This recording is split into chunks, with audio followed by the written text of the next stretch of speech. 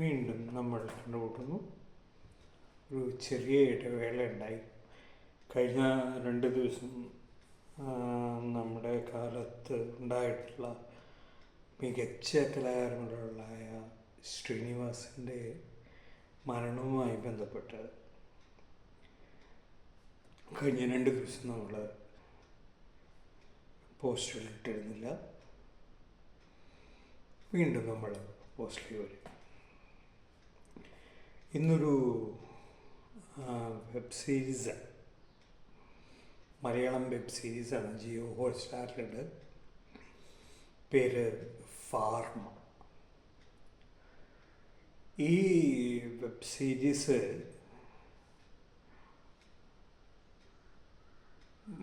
എളുപ്പത്തിൽ പറഞ്ഞു കഴിഞ്ഞാൽ വളരെ ക്ലീശയായിട്ടുള്ള, ഒരുപാട് പ്രാവശ്യം പല ആളുകൾ സംസാരിച്ചിട്ടുള്ള പറഞ്ഞിട്ടുള്ള കഥയല്ലാതെ പുതുതായിട്ടൊന്നും ഇതിനകത്ത് പറയാം. ജിയോ ഹോട്ട്സ്റ്റാർ കുറേ മലയാളം വെബ് സീരീസുകൾ എടുക്കുന്നുണ്ട്. അതിൽ വളരെയധികം പ്രാധാന്യം കൊടുക്കുന്ന ഒരു ടീമാണ് ജിയോ ഹോട്ട്സ്റ്റാർ. പക്ഷെ അവർ ഇതിലെന്താണ് കണ്ടതെന്ന് ചോദിച്ചു കഴിഞ്ഞാൽ ഒരുപക്ഷെ ഇതിനെ കാസ്റ്റായിരുന്നു. നിവിൻ പോളിയാണ് മെയിൻ ക്യാരക്ടർ അവതരിപ്പിക്കുന്നത്. നിവിൻ പോളി കൂടാതെ ബിനു പപ്പു, ശ്രുതി രാമേന്ദ്രൻ, അതിനേക്കാളുപരി രജിത് കപൂർ, ഇങ്ങനെയുള്ള കുറച്ച് പേരാണ് ഇതിനകത്ത് അഭിനയിക്കുന്നത്. രജിത് കപൂറിനെ പോലെയുള്ള ഒരു legendary actor, national award win ചെയ്തിട്ടുള്ള ഒരു നടനാണ്. അദ്ദേഹത്തിന് പറ്റിയൊരു കഥാപാത്രം ഒന്നും ഇതിനകത്ത് സൃഷ്ടിക്കപ്പെട്ടതായിട്ട് എനിക്ക് തോന്നിയില്ല. അദ്ദേഹമല്ല വേറെ ആരായാലും കഥാപാത്രം അവതരിപ്പിക്കാൻ പറ്റും. പക്ഷെ ഒരു കാര്യമുണ്ട്, അദ്ദേഹം അവതരിപ്പിച്ചതുകൊണ്ട് ആ കഥാപാത്രം വളരെ ലളിതമായി എന്ന് വേണമെങ്കിൽ പറയാം. അദ്ദേഹം വളരെ ഈസി ആയിട്ട് ആ കഥാപാത്രത്തെ അവതരിപ്പിച്ച് തീർത്തിട്ടുണ്ട്. നിവിൻ പോളി എന്ത് കണ്ടിട്ടാണ് ഇത് ഈ സീരീസിൽ അവരെങ്ങനെ തീരുമാനിച്ചെന്ന് അറിഞ്ഞോട്ടെ. നിവിൻ പോളിയുടെ ഡേറ്റ് ഉണ്ടായിരുന്നു. ഒരു സിനിമ ഉണ്ടാക്കാനുള്ള ആഗ്രഹമുണ്ടായിരുന്നു. സിനിമയ്ക്ക് പറ്റിയ നിർബന്ധം അവന് കിട്ടിയില്ല. കിട്ടിയ പ്രമേയം സിനിമയിൽ ഒതുങ്ങുന്നതായിരുന്നില്ല. അതുകൊണ്ട് വെബ് സീരീസ് ആക്കാമെന്ന് തീരുമാനിച്ചു. തോന്നിയില്ല, ഒരു തീരെ ശ്രദ്ധയില്ലാതെ ഉണ്ടാക്കിയ ഒരു വെബ് സീരീസ് ആയിരുന്നു തോന്നുന്നത്. ശ്രദ്ധയില്ലാതെ എന്ന് പറഞ്ഞു കഴിഞ്ഞാൽ പലരും ചിലപ്പോൾ നെറ്റി വിളിച്ചു തരും. ഉദാഹരണം പറയാം. ഇതിൽ ഒരു ഒരു പർട്ടിക്കുലർ ഭാഗത്ത് ഒരു ഹോസ്പിറ്റലുകാർ ഈ നിവിൻ പോളിയോട് പറയുന്നുണ്ട്, ഒരു പർട്ടിക്കുലർ മരുന്ന് നിങ്ങളുടെ കയ്യിലുണ്ട്, നിങ്ങളുടെ കയ്യിലേക്ക് അത് ഹോസ്പിറ്റലിൽ എത്തിച്ചേരാൻ പറ്റുമോ? അങ്ങനെയാണെങ്കിൽ ഞങ്ങളത് വാങ്ങാം, ഇതൊരു ഓർഡറാണ്, കുറച്ച് ബൾക്ക് ഓർഡറാണ് എന്ന് പറയുമ്പോൾ നിവിൻ പോളി അത് എത്തിച്ചേരാമെന്ന് പറഞ്ഞ് അയാൾ തന്നെ പോയി അയാളുടെ സ്റ്റോറിൽ നിന്ന് അത് എടുത്ത് ഇവിടെ കൊണ്ടുവന്ന് കൊടുക്കുന്നുണ്ട്. അങ്ങനെയാണ് അവിടേക്ക് ഒരു എൻട്രി വരുന്നത്. പക്ഷേ ഇയാൾ ആ സാധനം കൊണ്ടുവരുന്നത് ഒരു വാതിൽ തള്ളി തുറന്നാണ് ഈ സാധനം വരുന്നത്. ആ വാതിലിൻ്റെ മുകളിൽ എഴുതിയിരിക്കുന്നു റിസ്ട്രിക്റ്റഡ് ഏരിയ. അതായത് ഇയാൾ വരുന്നത് റിസ്ട്രിക്റ്റഡ് ഏരിയയിൽ നിന്നാണ്. എന്നിട്ട് അയാൾ മരുന്ന് കൊടുക്കുന്നു. മരുന്ന് കൊടുത്തതിന് ശേഷം തിരിച്ചു പോകുന്നത് ഈ റിസ്ട്രിക്റ്റഡ് ഏരിയ എന്ന് പറഞ്ഞ ഡോർ തുറന്നിട്ടാണ് അയാൾ തിരിച്ചു പോകുന്നത്. അയാൾ തിരിച്ചു പോകുമ്പോൾ അയാൾ ആ ഡോർ തുറന്ന് ചെല്ലുന്നത് ഈ ഹോസ്പിറ്റലിൽ റിസപ്ഷനിലേക്കാണ്. റിസപ്ഷനാണ് റിസ്ട്രിക്റ്റഡ് ഏരിയ. അത് ആ ഡോറിൻ്റെ മുകളിൽ റിസ്ട്രിക്റ്റഡ് ഏരിയ എന്നുള്ള സ്റ്റിക്കർ ഡോറിൻ്റെ അപ്പുറത്താണ് ഒട്ടിക്കിട്ടിയിരുന്നത്.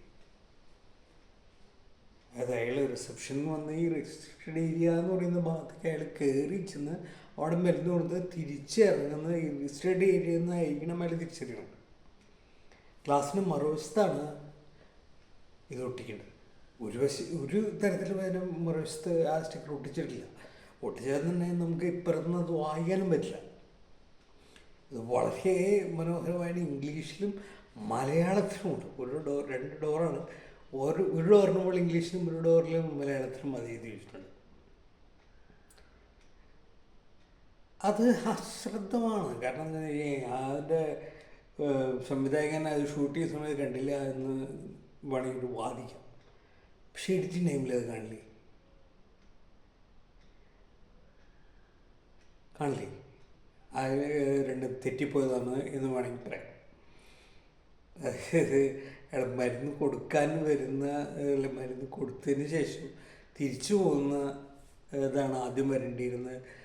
ഇത് എഡിറ്റ് ചെയ്തിട്ട് വെച്ചപ്പോൾ അത് അങ്ങോട്ടും ഇങ്ങോട്ടും സീൻ മാറിയതെന്ന് പറയും. പക്ഷേ രസകരമായ കാര്യം ആ സീൻ കഴിഞ്ഞ് അതിൻ്റെ തുടർച്ചയായിട്ട് വരുന്ന ഭാഗത്ത് ഇയാൾ വാതിൽ തുറന്നു വരുന്നത് റിസപ്ഷനിലേക്കാണ്. റിസപ്ഷനാണോ പക്ഷേ റെസിഡൻ്റ് ഏരിയ വളരെ രസകരമായിട്ട് തോന്നി. അതുപോലെ തന്നെ പല രംഗങ്ങളും ഒറ്റ ഷോട്ടായിട്ട് എടുക്കാനാണ് ശ്രമിച്ചിട്ടുള്ളത്. ഡോക്ടറെ പിന്നിലോ പേഷ്യൻ്റ് പിന്നിലോ ക്യാമറ ഇങ്ങനെ ഓടുന്ന രീതിയിലാണ് ചെയ്തിരിക്കുന്നത്. പക്ഷെ പല സ്ഥലത്തും അത് വളരെയധികം അരോചകമായിട്ടുണ്ടെന്ന് തന്നെയാണ് പറയുന്നത്. ഉദാഹരണം അതിൽ പറയാം, വൈറസ് എന്ന് പറഞ്ഞിട്ട് ആഷിയബുവിന് വേറൊരു ഫിലിമുണ്ട് നമ്മുടെ മുമ്പ് വന്നിരുന്നത്. ഒരു സിനിമയാണ്, നമ്മളത് വളരെ ആസ്വദിച്ചിട്ടുള്ളൊരു സാധനമാണ്. നിപ്പ വൈറസ് ബാധയെക്കുറിച്ചിട്ടുള്ള ഒരു സിനിമയാണ്. അതിൽ സിനിമ തുടങ്ങുമ്പോൾ മെഡിക്കൽ കോളേജിൻ്റെ എമർജൻസി സ്റ്റേഷൻ കാണിക്കുന്നുണ്ട്. അത് ഒറ്റ ഷോട്ടാണ്. ഒരു ഷോട്ടിൽ നിന്ന് കഴിയുമ്പോൾ അടുത്ത ഷോട്ടിലേക്ക്.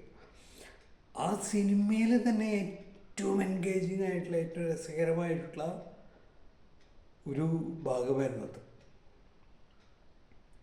ഇവിടെ അതുപോലെ തന്നെ ഭാഗമാകേണ്ടതായിട്ടുള്ള സാധനങ്ങളായിരുന്നു. പക്ഷേ നമുക്ക് വളരെയധികം അരോചകമായിട്ടാണ് തോന്നുന്നത്. അതുപോലെ ഈ പ്രമേയവും നമ്മൾ പലവട്ടം കേട്ടിട്ടുള്ളതാണ്. ആ മരുന്നിൻ്റെ പേര് കാണിക്കുമ്പോൾ തന്നെ നമുക്ക് മനസ്സിലാവും ഇതാണ് ഇവരുടെ ടാർഗറ്റ് ചെയ്യാൻ പോകുന്നത്. അല്ലാതെ ആദ്യത്തെ മരുന്നല്ല. അതൊരു എന്താ പറയുക, ഒരു മിസ്ലീഡിങ് ആവുന്ന ഒരു കാര്യമാണ് എന്നുള്ള കാര്യം. വില്ലന്മാരിതിനെ നിസ്സാരമായിട്ട് കാണുന്നതും നമ്മൾ പലയിട്ട് കണ്ടിട്ടുള്ള സാധനം. ഒരിക്കലും അങ്ങനെ നിസ്സാരമായിട്ട് കാണുമെന്ന് എനിക്ക് തോന്നുന്നില്ല. കുറച്ചുകൂടി ഒരു സീരിയസ് അപ്രോച്ച് വേണ്ടിയിരുന്ന ഒരു സീരീസാണ്. ഇതിന് രണ്ടാം ഭാഗം ഉണ്ടെന്നുള്ള എൻ്റെ സൂചനയും ഇവരവസാനം തരുന്നുണ്ട്. ഇതിന് രണ്ടാം ഭാഗം ഉണ്ടെങ്കിൽ കുറച്ചുകൂടി ശ്രദ്ധയോടെ എടുത്തിരുന്നെങ്കിൽ കുറച്ചുകൂടി എൻഗേജ്ഡ് ആകുമായിരുന്നു എന്നാണ് എനിക്ക് പറയാനുള്ളത്. എൻ്റെ ഒരു ഇതിൽ ഇതിനൊരു കാണാം, അത്ര മോശമല്ല, കാണാം. അതിലപ്പുറമായിട്ടൊന്നും ഇതിനകത്തില്ല. എനിക്ക് തോന്നിയത് ബിനു പപ്പുവാണ് ഇതിനകത്ത് കുറച്ചുകൂടി ഒന്ന് സ്കോർ ചെയ്തിട്ടുണ്ടെന്ന് എനിക്ക് തോന്നുന്നു. ബിനു പപ്പു തനിക്ക് കിട്ടിയ കഥാപാത്രത്തെ വളരെ നന്നായിട്ട് അവതരിപ്പിച്ചിട്ടുണ്ടെന്ന് എനിക്ക് തോന്നി. ബാക്കിയുള്ളവർ അവതരിപ്പിച്ചിരുന്നില്ല, ബാക്കിയുള്ളവർക്കൊന്നും ചെയ്യാനില്ല. ബിനു പപ്പ ആ കഥാപാത്രത്തിലേക്ക് ഇറങ്ങിച്ചതുകൊണ്ട് നാച്ചുറലി അതിലുള്ള കുറവുകൾ അയാൾ അഭിനയത്തിലൂടെ തീർക്കുന്നുണ്ട്. അതിന് അവതരണത്തിലുള്ള ഒരു ശക്തിയുണ്ട്. നിവിൻ പോളി പലപ്പോഴും അതിന് ശ്രമിക്കുന്നുണ്ടെങ്കിലും പക്ഷെ അങ്ങോട്ട് എത്താൻ മാത്രമുള്ള ഒന്നും ആ കഥാപാത്രത്തിലില്ല. അതുപോലെ ഞാൻ നേരത്തെ പറഞ്ഞ രജത് കപൂർ. രജത് കപൂറിനെ നമ്മൾ മുൻപും പല ഹിന്ദി സിനിമകൾ കണ്ട. മലയാളത്തിലെ അഗ്നിസാക്ഷി എന്ന് പറഞ്ഞ സിനിമയിലെ അദ്ദേഹം നായകനായിട്ടുണ്ട്. ലളിത് അംബികാന്തോറിൻ്റെ പ്രസിദ്ധമായ അഗ്നിസാക്ഷിയിലെ പ്രധാന കഥാപാത്രത്തെ അവതരിപ്പിച്ചത് രജത് കപൂറാണ്. പക്ഷേ അതിൽ നിന്ന് ഇതിലേക്ക് വരുമ്പോൾ ഇതിലതുപോലുള്ളൊരു അഭിനയിച്ച് ഫലിപ്പിക്കേണ്ട ഒന്നും രജത് കപൂറിനെ പോലെയുള്ള ഒരു ലെജൻഡിനെ ചെയ്യാനില്ല. അദ്ദേഹം മുമ്പ് മഹാത്മാഗാന്ധിയായിട്ട് വരെ അഭിനയിച്ചിട്ടുണ്ട്. ഇവിടെ അങ്ങനെയുള്ള ഒന്നും ഒരു ചാലഞ്ചിങ് ആയിട്ടുള്ള കാര്യങ്ങളൊന്നും അദ്ദേഹത്തിനുണ്ടാകുന്നില്ല. പക്ഷേ ആ കഥാപാത്രം വളരെ ലളിതമായിട്ട് നമുക്ക് തോന്നുന്നു. അദ്ദേഹത്തിൻ്റെ സ്വാഭാവികമായിട്ടുള്ള കുറച്ച് ഭാവങ്ങളും പെരുമാറ്റങ്ങളൊക്കെയാണെന്ന് വേണമെങ്കിൽ പറയാം. അതിൽ കൂടുതലൊന്നും ഈ വെബ് സീരീസിലില്ല.